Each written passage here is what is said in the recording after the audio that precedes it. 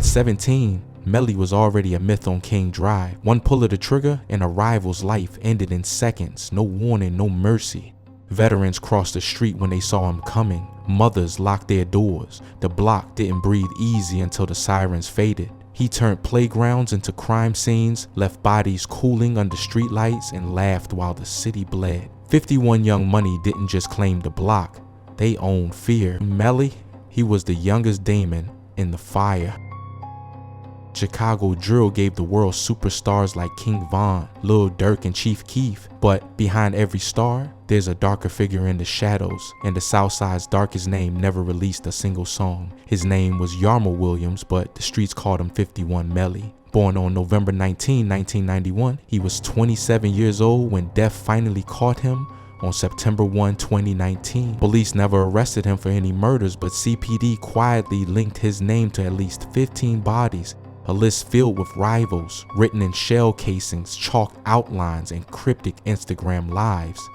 To many, he was Chirac's gravedigger, a renegade black disciple who turned gang wars into personal missions. He hunted like a ghost who lived inside social media, and his taunts were louder than any rapper's lyrics.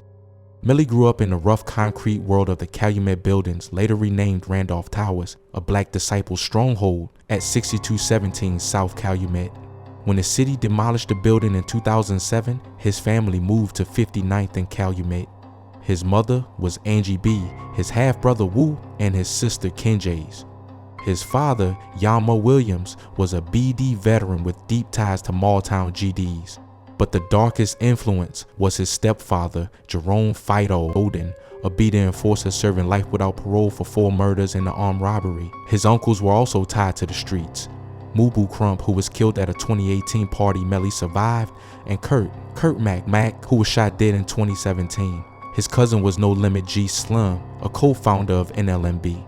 Violence wasn't learned, it was the environment he breathed in from childhood. But respect on the South Side isn't inherited, it's earned in real conflict. Melly started as a BD, playing ball at Doozable High School near 51st Street, but that school was dominated by Mickey Cobras and everything changed there. He became close with 51 Zico, who was Von's cousin and a KTS affiliate.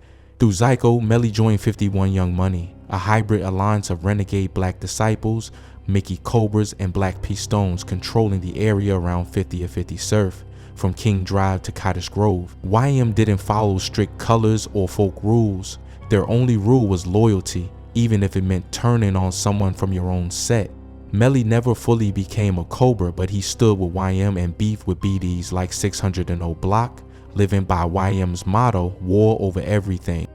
The turning point came when THF 46 allies of Dirt killed Zico. It was a betrayal that lit the fuse. Melly, at just 19, became the face of YM retaliation. The war between THF and YM exploded across the South Side.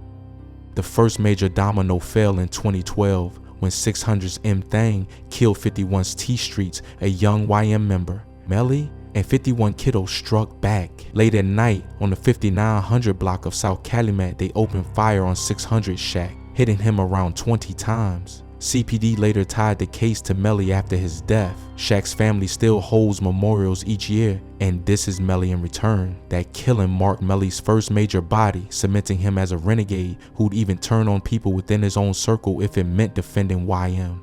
Melly also used social media in a way no Chicago figure had before. He treated it like a weapon, tracking rivals through Instagram lives, checking geotags, noticing who drove which car, studying habits, and waiting for mistakes. Every scroll was like looking through a scope. Every message could become someone's funeral. But 600 hit back harder than anyone expected. Later in 2012, they killed 14-year-old Fats, a young YM member who meant a lot to Melly. Witnesses linked L.A Capone, C-Dye, and Tricks to the killing. It destroyed Melly emotionally. YM renamed their area Fats World, painting murals and tributes everywhere. The retaliation came quickly. In November 2012, Tricks was shot dead inside his car near Washington Park after trash talking online. Then Melly circled closer to the top. On September 26, 2013, L.A Capone, 600's rising rap star, was killed near the studio. 51 celebrated it as their 4th major revenge hit, and the beef became legendary. Twitter fueled everything. 600 mocked Fats, tagging Melly with taunts. Melly responded with pure venom, flying the Fats world flag across social media. YM wasn't making songs, they were making statements through violence. Then came Little Mark, 51's voice on the mic. He remixed Durk's Competition into No Competition, calling out OTF, Lamron, 600, Von, Durk, everyone. But in August 2014, while waiting at a bus stop on 63rd, he was killed. Lil Durk later filmed the exact spot, adding more fuel to the war. Mark's death pushed everything into a new phase.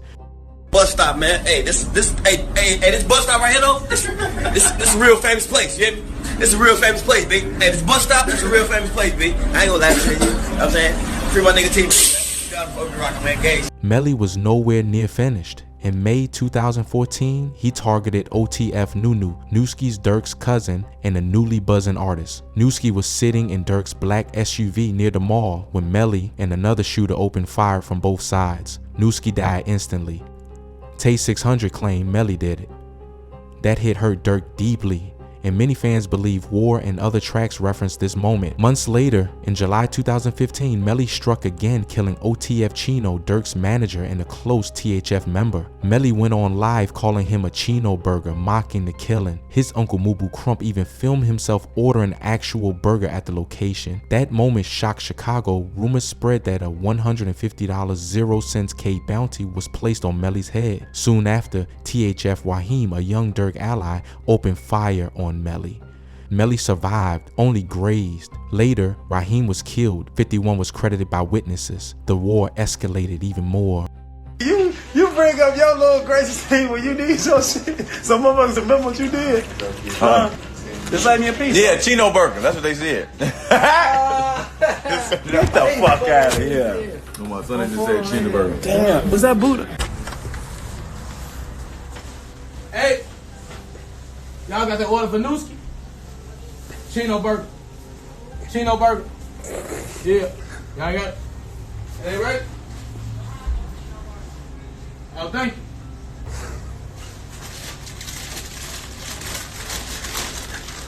Oh, Bill. What's up? Y'all with that OTLK shit? Oh, man. Hey, this motherfucker bogus as hell, man. Y'all, this shit ain't done, man. Y'all done put this shit back on the grill, man. This shit disgusting, man. Get this shit together, man. For real, this shit bogus as hell. Another major moment came in 2016. At a house party, Melly and Crump were standing outside when Bezu pulled up and shot them, killing Crump and grazing Melly's head again. This was his second time surviving a headshot. People began calling him immortal. In 2017, Bankroll Q of Motown, Folly Boys, was killed. Melly retaliated by targeting those involved. Lil Dell was shot while fleeing and died at the hospital. C, while who had disrespected Q, was killed in 2018. CPD's own FOI records named Melly as the shooter with positive eyewitness ID, but they never charged him. These were considered bodies 9 and 10 in his unofficial count. OTF Baby D, Durk's cousin, was another major name tied to Melly's war. Baby D was killed in 2018, and Melly hinted at involvement on social media. After Melly's death, D-Thang publicly confirmed he believed Melly was responsible. This brought his total to around 11 confirmed bodies, with rumors pushing it to 15, including STLCGR and Motor, a Gyro affiliate.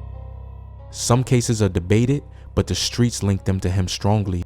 In 2018, when Durk and Von were arrested in Atlanta for attempted murder, Melly mocked them online, saying he wanted them dead, not jailed. YM supporters flooded his live with reactions. Melly's ties with Jaro City strengthened after Modu's death, blending BD, Renegade, and GD alliances. But even his growing power didn't protect him from personal beefs. A dispute over money with 7 Nate from Taquan World turned ugly. Melly shot up a house belonging to Nate's associate, sending a message that couldn't be ignored. Then came the day everything ended. On September 1, 2019, during a gathering for Can't Get Right at 6100 South St. Lawrence, warnings circulated that TW might slide. Melly ignored the messages and walked in confidently, wearing his Fast World chain. Around 2:51 a.m. during a Facebook live stream, Nate approached and opened fire.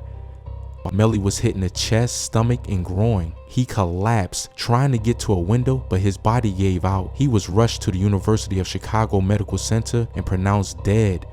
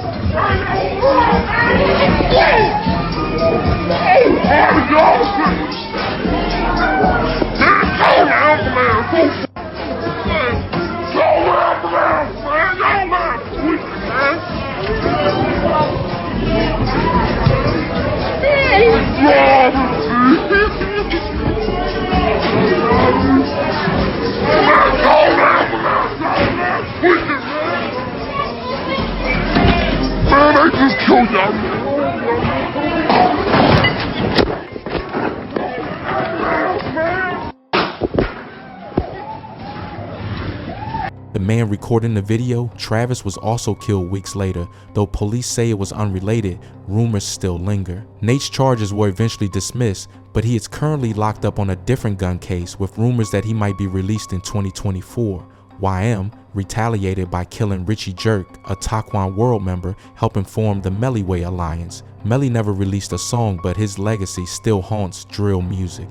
You can hear his story in Dirk's pain, in Vaughn's aggression, and in the tension across Chicago's drill culture. With multiple bodies tied to his name and countless more rumored, Melly became a myth. In the end, it wasn't the police or his enemies' fame that caught him. It was the deadly cycle he lived by. His finale came with no arrest, no trial, only the streets selling their score